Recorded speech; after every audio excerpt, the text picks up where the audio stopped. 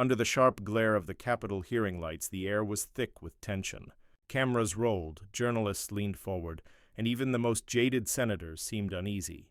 Federal Reserve Chair Jerome Powell adjusted his microphone, his usually steady hands betraying a faint tremor. Across from him sat Representative Jasmine Crockett, fierce, poised, and utterly unafraid. She wasn't there for headlines. She was there for truth. And everyone in the room sensed it. Something big was about to happen. The hearing was meant to be routine, a discussion about post-pandemic economic recovery. But Jasmine had spent weeks digging through financial reports, late-night briefings, and whispered tips from insiders. The more she learned, the more uneasy she became. Trillions of dollars had vanished in complex fiscal maneuvers that didn't quite add up. When she requested a seat on this hearing panel, few expected her to make waves. But Jasmine had other plans. She came prepared to make history. Jerome Powell began with his usual calm demeanor, outlining interest rate hikes and fiscal adjustments. His words were polished, practiced, almost hypnotic. He spoke of inflation control, economic stabilization, and temporary liquidity support.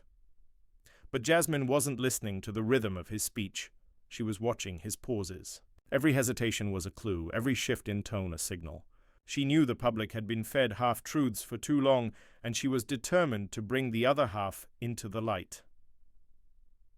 When it was finally her turn to question, the room quieted.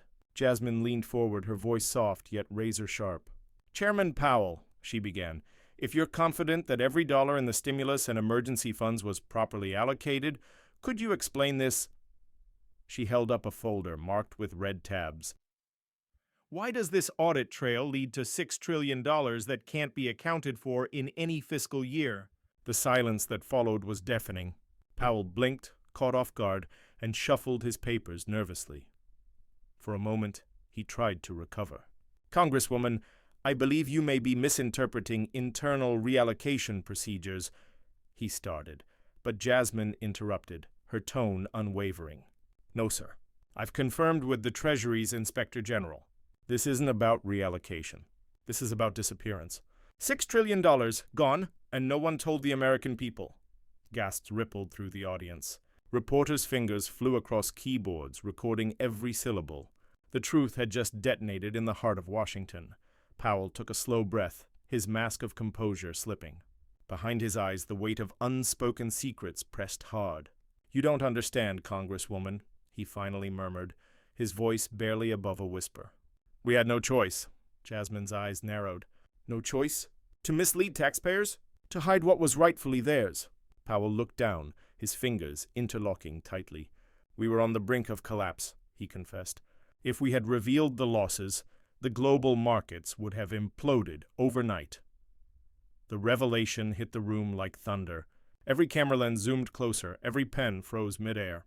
Jasmine's voice softened, not with sympathy, but with solemnity. "So you made the decision to keep the nation in the dark?" Powell nodded slowly, his eyes glistening. "It was meant to buy time. We believed we could recover the losses quietly before anyone noticed. But it spiraled. Every fix led to another hole."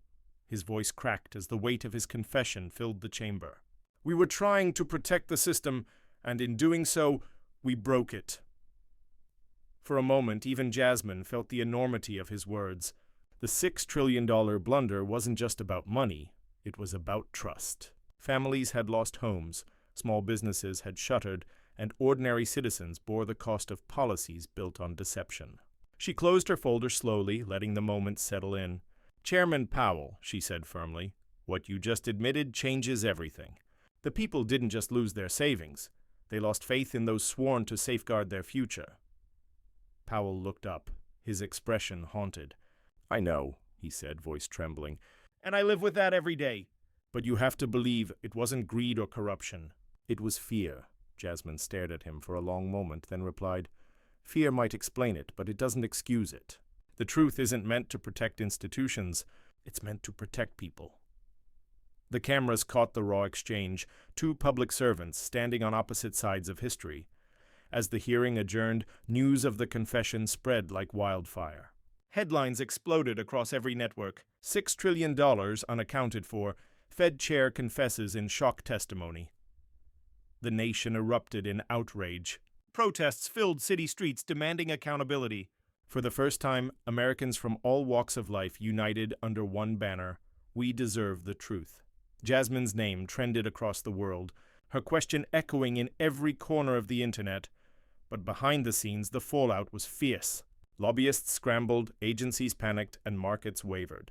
Jasmine received threats, warnings to back off, for the good of national stability. Yet she refused to be silenced. If transparency threatens the system, she said in a televised address, then the system was never stable to begin with. Her words resonated beyond politics. They struck at the heart of what it meant to serve the people. Meanwhile, Powell became a reluctant symbol of guilt and reform. In private interviews, he admitted that Jasmine's question had been a turning point. "It forced me to stop defending numbers and start facing people," he said.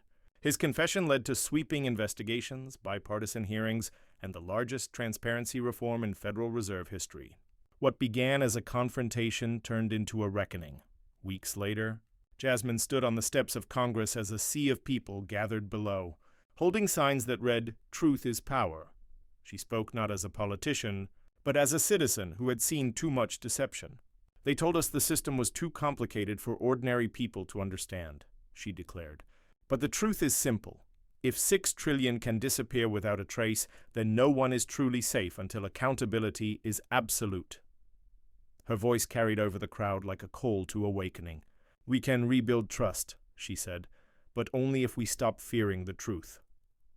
Her speech went viral, inspiring new conversations about financial transparency, leadership ethics, and the power of one voice to challenge the establishment. Around the world, citizens began demanding answers from their own governments. The ripple effect was undeniable.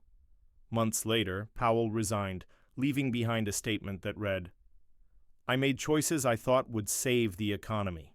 But Jasmine Crockett reminded me that no economy is worth saving if it costs the people's trust." His words marked the end of an era and the beginning of something new. Jasmine, though exhausted from the fight, found solace in knowing her persistence had forced the truth into daylight. In interviews, she often reflected on that moment in the hearing. "It wasn't about catching him," she said. "It was about confronting a culture of silence. Because silence is how corruption survives." Her courage reignited public faith in the power of accountability.